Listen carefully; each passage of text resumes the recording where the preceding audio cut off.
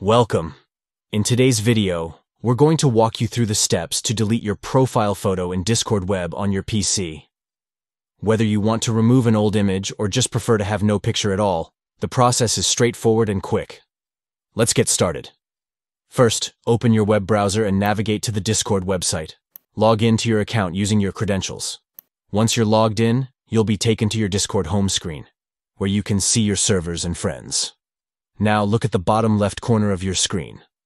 There you'll find a gear icon which represents user settings. Click on this gear icon to access your account settings. Once you're in user settings, look for the section labeled My Account. Here you can manage all the details related to your Discord profile.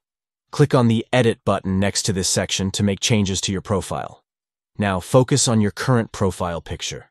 Click on it to open up options for managing your image. You'll see various choices, but for now we want to remove it. Click on Remove. Discord will ask you to confirm this action to ensure that you really want to delete your profile photo. After you confirm, your profile picture will be removed. Finally, don't forget to save your changes.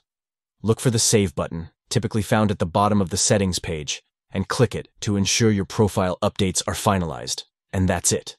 You've successfully deleted your profile photo in Discord web using your PC.